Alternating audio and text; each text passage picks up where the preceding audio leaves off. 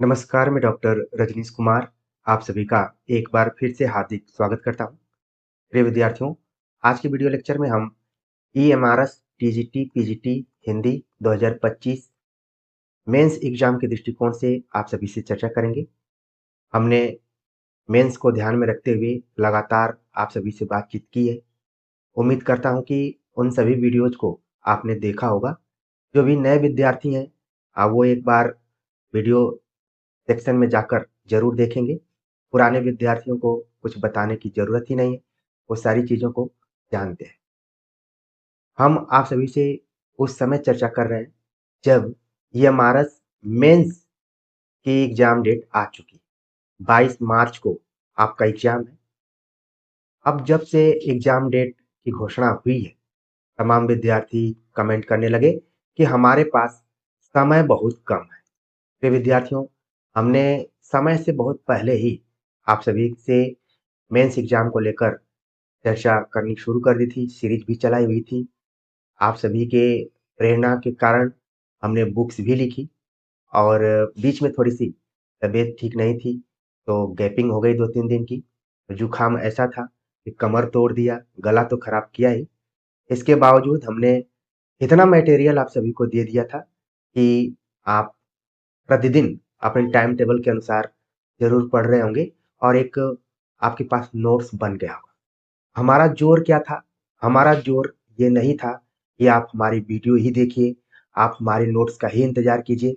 हमने आपके रुके हुए हाथ को चलवाने का प्रयास किया।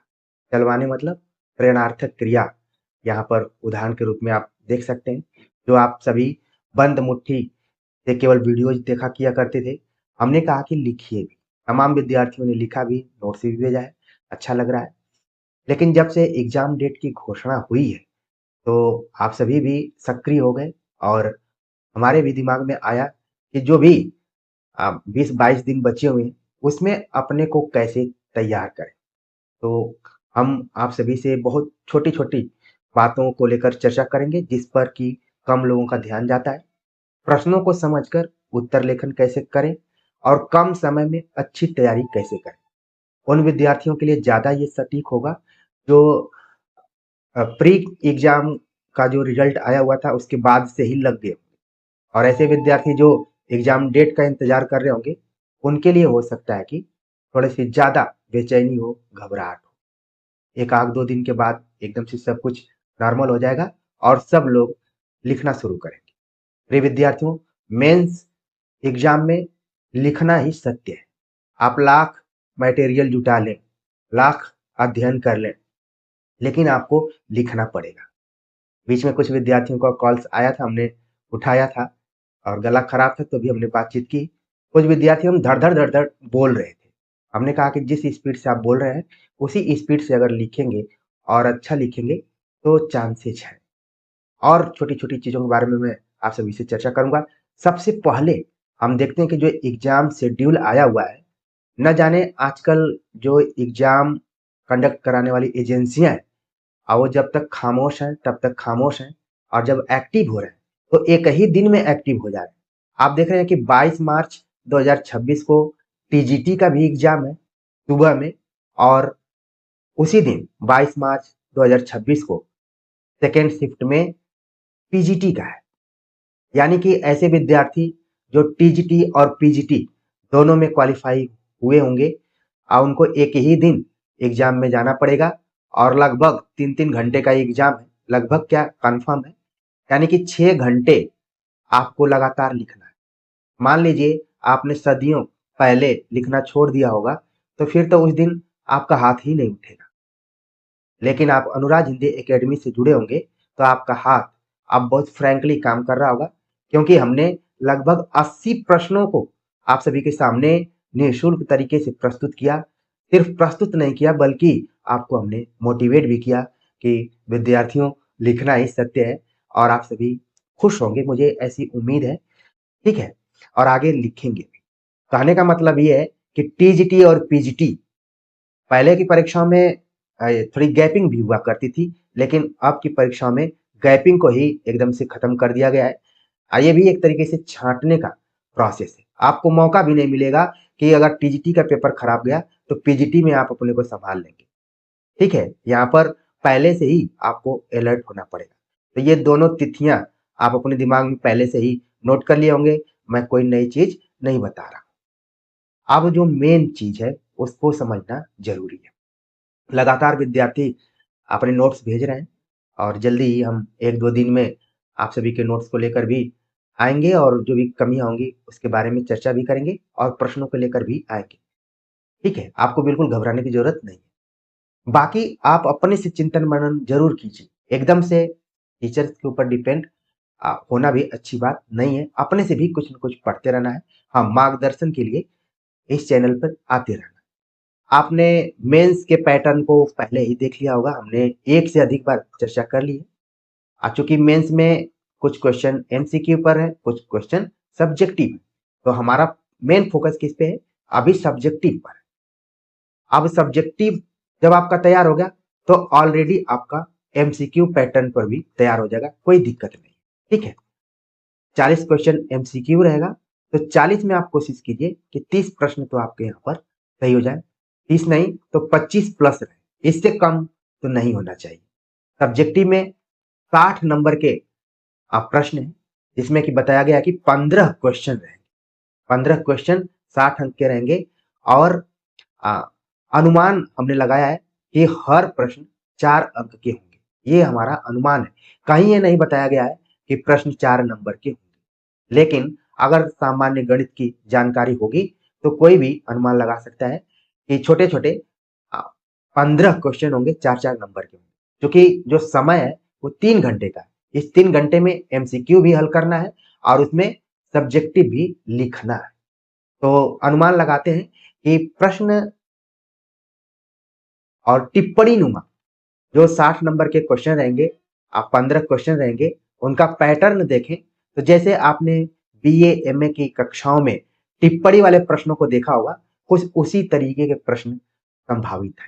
क्योंकि ये पहली बार इस तरीके से एग्जाम होने जा रहा है, तो हम अनुमान लगा सकते हैं कि टिप्पणी नुमा प्रश्न हो जाएंगे। बस उनका एक प्रश्न का रूप तैयार हो जाएगा, ठीक है, एक लाइन में, कि आपको लगे कि ये प्रश्न है। लेकिन अगर एक लाइन में से उठाकर देखेंगे तो छोटा सा ही एक अंश रहेगा जिस पर कि आपको बात करनी रहेगी। ठीक है, जैसे यहाँ पर मैंने उदाहरण दिया है कि कबीर की सामाजिक चेतना पर विस्तार से चर्चा कीजिए, तो ये हो गया फॉर्मेट क्वेश्चन का। लेकिन आपको किस पे चर्चा करना है? सामाजिक चेतना। हमने विस्तार जोड़ दिया है। आपको ध्यान रखना है कि जब विस्तार यहाँ पर कहा जाता है तो कितना विस्तार करना है। 4 नंबर का है तो उतना ही विस्तार करना है, नहीं तो पता चला एक ही प्रश्न आप लिखते गए। ठीक है, तो सामाजिक चेतना को लेकर आपके अंदर एक प्रारूप आ जाना चाहिए कि इसके अंदर क्या क्या लिखना है। ठीक है, तो टिप्पणी नुमा प्रश्न रहेंगे जो आप ऑलरेडी परीक्षाओं में पहले देखा किए होंगे। जैसे मान लीजिए आ जाएगा कि तार सप्तक के ऊपर निबंध लिखिए, तो आपको तार सप्तक के बारे में जानकारी होनी चाहिए। ठीक है, शब्द सीमा अनुमानित है। हमने अनुमान लगाया है कि अगर 4 नंबर का क्वेश्चन है तो शब्द सीमा, तमाम विद्यार्थी कंटेंट को अपने दिमाग में न रखने के जगह पर शब्द सीमा को लेकर काफी टेंशन में है, एक तरीके से हम कहें बहुत परेशान है। लेकिन अनुमान लगाना है यहाँ पर कि 50 से 75 शब्द सीमा इसकी होनी चाहिए। 10 प्लस माइनस हो सकता है। मान लीजिए कोई ऐसा प्रश्न है जिसका उत्तर 40 शब्दों में ही हो जा रहा है, तो आप वहीं पर उसको एंड कर दीजिए। कुछ ऐसे प्रश्न है जिसमें आपको लग रहा है लिखते लिखते आप 80 शब्द, क्योंकि 15 क्वेश्चन है तो आप 15 में एकदम पूरा गिन गिन कर नहीं लिख सकते। तो एक चीज है जो शब्द सीमा है उसको थोड़ा सा आप मुक्त में रखिए, कम ज्यादा हो सकता है। ये नहीं कि पूरा बैठ के उसको आप गिन रहे हैं। ठीक है, आपका आंसर आपको लगे कि मैं संतुष्ट हूं, इस तरीके से हमने 4 नंबर के हिसाब से आंसर लिख दिया। प्रिय विद्यार्थियों, शब्द सीमा क्यों जरूरी होगा ये भी आपके दिमाग में जरूर आना चाहिए। शब्द सीमा का निर्धारण इसीलिए किया जाता है कि उत्तर की सटीकता रहे, आपकी जानकारी का मूल्यांकन हो सके और आप में विश्लेषणात्मक क्षमता कितनी है उसकी जानकारी हो जाए। आप देख रहे हैं कि इसी पेपर में एक तरफ आपके रटने की जो क्षमता है एमसीक्यू के आधार पर, जो आपकी स्मृति की जांच है वो तो एमसीक्यू पर आधारित प्रश्नों से हो जा रही है। लेकिन आप केवल याद ही कर पाते हैं या फिर प्रश्न का विश्लेषण भी कर पाते हैं, उसका मूल्यांकन इन 15 क्वेश्चन के आधार पर किया जाएगा। तमाम विद्यार्थियों के हमने नोट्स देखे, जो चैनल पर हमने पढ़ाया था, कुछ विद्यार्थियों ने अपने से भी प्रयास किया है, काफी सफल प्रयास किया हुआ है। लेकिन उन्होंने पॉइंट वाइज, ऐसा लग रहा है कि केवल बात कह के जल्दी-जल्दी वो जा रहे हैं। आप जो भी बात कर रहे हैं उसको वाक्यों में रखिए और जहां भी हो थोड़ा-सा उसको उसका विश्लेषण भी करिए, ठीक है? तो इसीलिए शब्द सीमा रखी गई है कि आप उस विषय को लेकर, जैसे कबीर की सामाजिक चेतना को लेकर आप कितनी चीज़ों को सटीक तरीके से अपने दिमाग में रखे हैं। सामाजिक चेतना की जानकारी कबीर के संदर्भ में आपके पास कितनी है और उसका विश्लेषण आप कर रहे हैं कि कबीर की सामाजिक चेतना पर आज 21वीं सदी में हम क्यों चर्चा कर रहे हैं। कबीर तो आप देखेंगे कि 14वीं 15वीं शताब्दी के आसपास के, लेकिन 21वीं शताब्दी में हम इनकी बात क्यों कर रहे हैं, ठीक है? तो उसको भी आपको ध्यान में रखना है। ये विश्लेषण में थोड़ा-सा प्रश्न क्यों आज पूछा जा रहा है, इसकी क्या ज़रूरत पड़ी है, 1-2 वाक्य में। लिखने के लिए तो किताब लिखी जा सकती है, लेकिन हमें ध्यान रखना है कि हमारा मूल्यांकन कराने के दृष्टिकोण से ये एग्ज़ाम हो रहा है, तो उतना ही लिखना है, सटीक जानकारी। उत्तर कैसे दें? प्रश्नानुसार दें। हमने 2 उदाहरण यहाँ पर दिया हुआ है। जैसे एक उदाहरण दिया कबीर की सामाजिक चेतना। तो सामाजिक चेतना आपको खुद स्पष्ट होनी चाहिए। पता चला कि एग्जाम में सामाजिक चेतना पूछा जा रहा है और आप बता रहे हैं कि कबीर का जन्म वाराणसी में हुआ था, इनके माता-पिता की जानकारी नहीं है, तालाब में पाए गए थे, मगहर में जाकर मर गए। ये सारी चीज़ें आप लिख रहे हैं, तो फिर आपका समय इसमें चला जाएगा। टू द पॉइंट यहाँ पर, सामाजिक चेतना से क्या तात्पर्य है और कबीर की कविताओं में किस तरीके से सामाजिक चेतना का रूप दिखलाई देता है और वो आज कितना प्रासंगिक है। क्या कबीर का जो समय था और आज का जो समय है, उसमें बदलाव है या फिर वैसा ही चल रहा है? क्यों पढ़ा जा रहा है?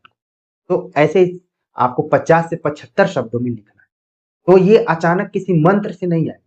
इसके लिए आपको प्रैक्टिस करना पड़ेगा और जो आपने नोट्स तैयार किया हुआ है उसके हेडिंग्स, मान लीजिए कबीर की सामाजिक चेतना पर आपने 10 हेडिंग तैयार किया है, 10 पॉइंट आपने तैयार किया है।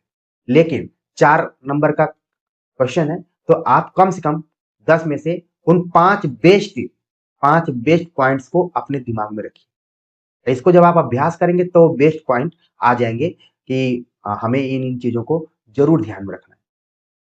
ठीक है? फिर आपका आंसर पूरा हो जाएगा। जैसे बहुत सारे बच्चे हैं और वो 250 125 शब्दों को देख रहे हैं, तो उनको लग रहा है कि ये यमारस में हम इसका उपयोग कैसे करेंगे? यमारस में आप उपयोग करेंगे कि जो भी उसका कंटेंट है, जो उसके पॉइंट हैं, उनको नोट कर लेंगे और उसमें से बेस्ट जो पॉइंट आपको लग रहे हैं, जो उस प्रश्न के एक तरीके से केंद्र बिंदु के रूप में है, प्राण तत्व के रूप में है, उनको ध्यान में रखिए। तो उसकी पहचान के लिए थोड़ा-सा आपको वक़्त देना पड़ेगा। नहीं तो घबराना नहीं है बिल्कुल, आप खुद से वो करिए।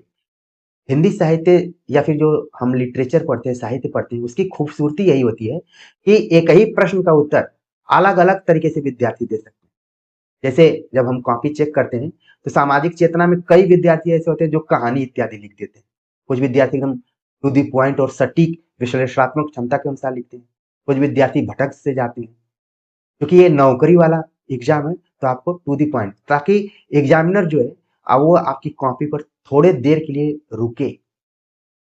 एग्ज़ामिनर कॉपी उठाते ही पता चल जाता है कि इस कॉपी पर कितना वक़्त देना है।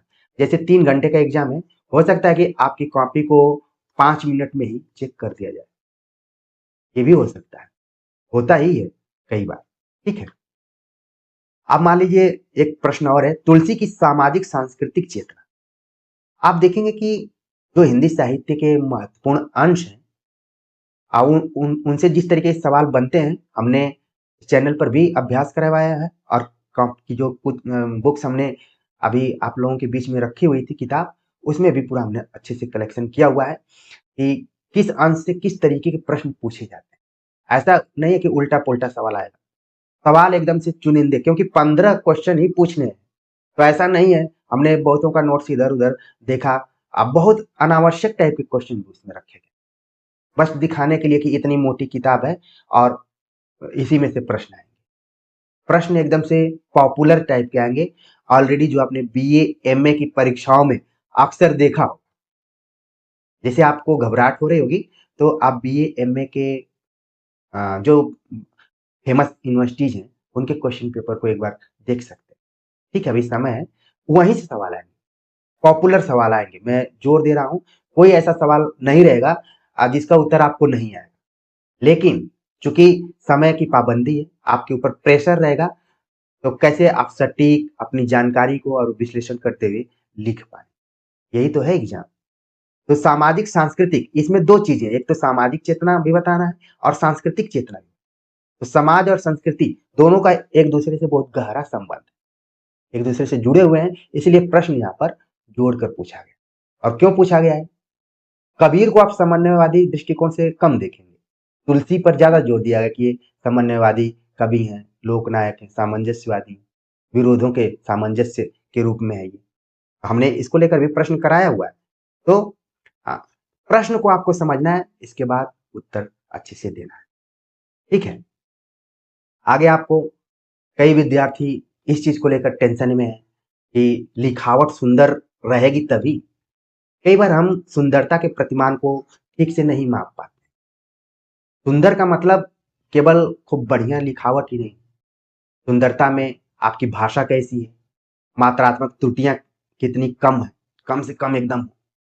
आप लिख रहे हैं, प्लेन पेज है तो सीधे सीधे लिख रहे हैं, कि लिख रहे हैं तो तिरछे से बात कर रहे हैं, ये भी आपको ध्यान रखना कि आप जो लिख रहे हैं वो देखने में कैसा लग रहा है, आपकी लिखावट सब कुछ बढ़िया है। ठीक है, तो कोशिश कीजिए कि जो एक नॉर्मल तरीके का हो, कि एग्जामिनर आपकी कॉपी पर अपने को रोकने पर मजबूर हो जाए। ये नहीं कि कॉपी की जल्दी जल्दी ऐसे करके आगे बढ़ जाए, वो देखे लिखावट सुंदर कैसी हो। इसको लेकर मैं इतना ही कहूंगा कि आपका कंटेंट एग्जामिनर आसानी से पढ़ ले, क्योंकि ये हाथ है। कोई बहुत अच्छे से लिखता है, बहुत जिसको कि उसकी राइटिंग लोगों को आकर्षित करती है, लेकिन उसका कंटेंट उतना दमदार नहीं होता।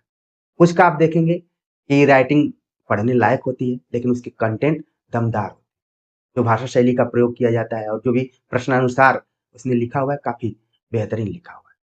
तो ये चीज है, लिखावट जैसे बहुतों की देखने में सुंदर नहीं लग रही है, तो ऐसा नहीं है कि बहुत टेंशन में आ जा रहा है कि अब मैं क्या करूं।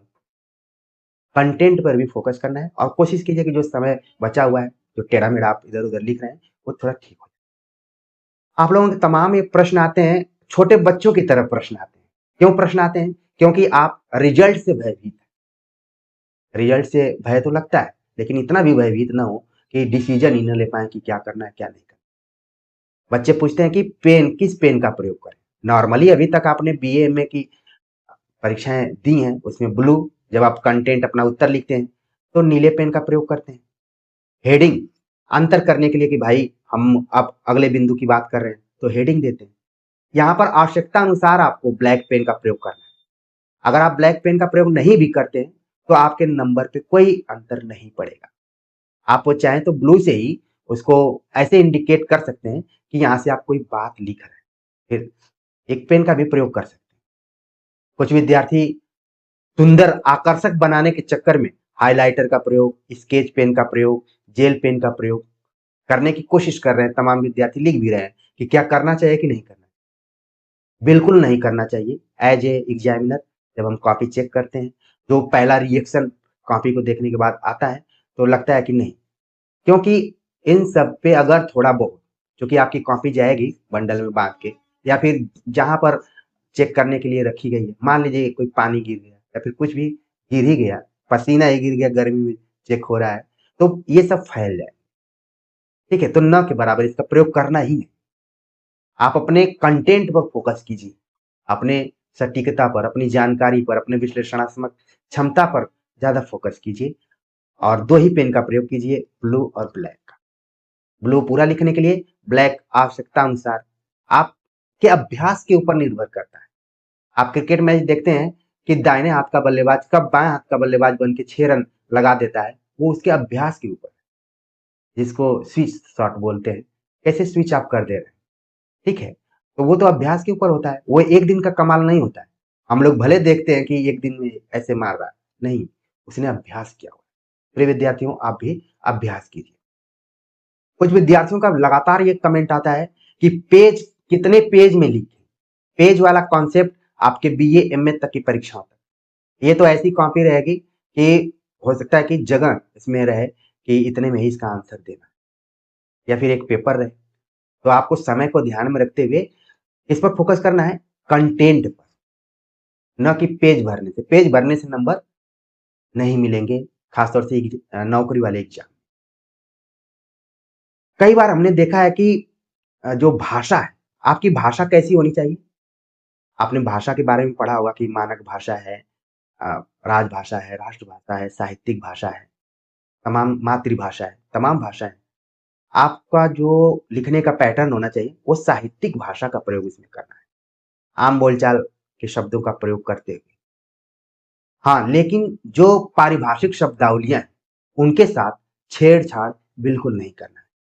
जैसे तुलसीदास के काव्य में लोक मंगल की चेतना है, तो आप लोक मंगल के बारे में लोक मंगल शब्द ही लिखेंगे। ये नहीं कि उसको जनमंगल आपने कर दिया या फिर आम जनमंगल कर दिया कि एग्जामिनर को लगेगा कि कितना आसान शब्दावली में लिखा हो। नहीं, हमने कई जगहों पर देखा है, बहुत मतलब ऐसे उदाहरण दिए गए हैं जो कि आपके आंसर को थोड़ा-सा हल्का बना रहे हैं। ठीक है? तो आप साहित्यिक भाषा का एक प्रयोग कीजिए। इसी की तो जाँच हो रही है कि आपने जो हिंदी साहित्य पढ़ा है, आपके अंदर वो साहित्यिकता कितनी बची। ठीक है? तो उम्मीद है कि भाषा को लेकर भी आप थोड़े-से सचेत रहेंगे। ठीक है? इतनी भी क्लिष्ट भाषा का प्रयोग नहीं करना है कि वो समझ से बाहर रहे। एक दिन मुझे याद है कि एक विद्यार्थी फ़ोन पर कबीर को लेकर इतना धड़-धड़ संस्कृत मिश्र शब्दों का प्रयोग उन्होंने करना शुरू किया, तो मुझे रोकना पड़ा। हमने कहा कि नहीं, इस तरीके से नहीं लिखना। पूरा जैसे बचपन के दिनों में हमें संदर्भ प्रसंग लिखवाया जाता था, कवि कुलगुरु शिरोमणि, इस टाइप, ये सब पुराना पैटर्न। ये सब चीज़ें आपको नहीं करनी, ठीक? और सभी यूनिट को एक बार ज़रूर देखें, और जो प्रश्न आपको लग रहा है कि ये आ जाएगा तो अ, हमारे लिए कठिन हो जाएगा, उस पर थोड़ा-सा पहले से ही अलर्ट करके जाएँ कि कम से कम 2 लाइन तो आप लिखिए, ठीक है? तो चूँकि सिलेबस आप देखेंगे टीजीटी का, ईएमआरएस टीजीटी का सिलेबस अपेक्षाकृत ठीक है, लेकिन पीजीटी का सिलेबस थोड़ा लिया हुआ है, लंबा-चौड़ा है, और उसमें से कितने प्रश्नों को आपको करना है? 15 क्वेश्चन को करना है। और हमने जो पुस्तक लिखी हुई है, उसमें लगभग 15 यूनिट हैं। हमने सिलेबस के अनुसार ही उसको डिवाइड करने की कोशिश की है। तो मान लीजिए हर यूनिट से एक-एक सवाल आ जाते हैं, तो भी तो आपका काम बन जाए। लेकिन इन 15 प्रश्नों को पढ़ने के लिए आपको कम से कम 500-600 प्रश्न तो पढ़ने ही पड़ेंगे। ठीक है? तो क्या है, आपके पास मटेरियल है, बस कोशिश ये करना है कि धैर्य रख के, हिम्मत रखेंगे, तो निश्चित तौर पर आप सफलता के द्वार तक पहुँचेंगे। पहले से ही आप सारे हथियार डाल देंगे तो फिर दिक्कत हो जाएगी। तो प्रिय विद्यार्थियों, अब आप सभी अपने टाइम टेबल के अनुसार लगातार पढ़ते रहिए और लिखते रहिए। खूब जितना ज़्यादा से ज़्यादा लिखेंगे, जैसे तमाम विद्यार्थी हैं कि एमसीक्यू के बारे में भी आप बताइए। आप अगर सब्जेक्टिव आपका तैयार है, तो एमसीक्यू तो आप बाएँ हाथ से हल कर देंगे। ठीक है? हाँ, इसके लिए आप पीवाईक्यू को नज़रअंदाज नहीं करेंगे, उनको देखते रहेंगे। ठीक है? आपका अच्छा जाएगा।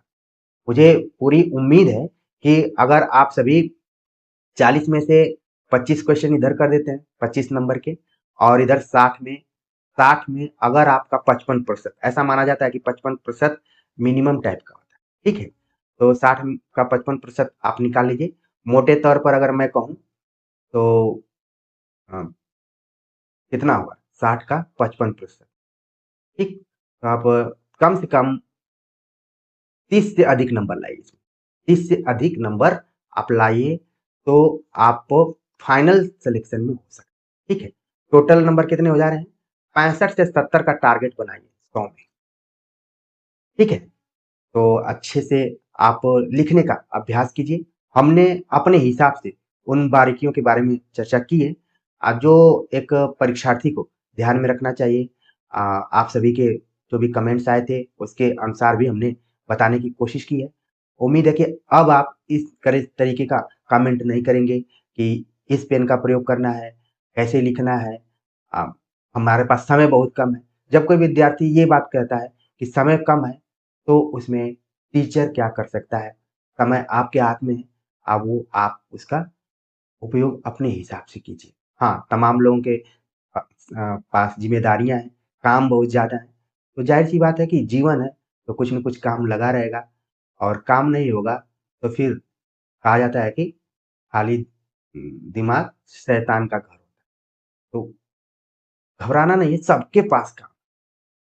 आप काम करके अगर 2 घंटे में कोई चीज़ बहुत बेहतरीन तरीके से कवर कर रहे हैं, वो भी सफलता है। मान लीजिए कोई 20 घंटे उसको मिला हुआ है, लेकिन वो ठीक से 2 घंटे भी नहीं पढ़ रहा है, खाली मोबाइल लेके उसी में चला रहा है इधर-उधर और पचासों हिंदी के शिक्षकों को देख रहा है कि कौन मुस्कुरा के पढ़ा रहा है, कौन गंभीर होके पढ़ा रहा है, कौन रो के पढ़ा रहा है, तो ऐसे नहीं होगा, ठीक है? तो उम्मीद है कि आप सभी चीज़ों को अच्छे से ध्यान में रखे होंगे। बाकी अब नियमित रूप से हम आप सभी से जुड़ेंगे और जो भी पॉइंट छूट गए होंगे, इसमें से जो पॉइंट छूट गए होंगे उनको लेकर आप कमेंट करेंगे, तो मुझे अच्छा लगेगा। तो मिलते हैं एक नए टॉपिक के साथ, तब तक के लिए नमस्कार।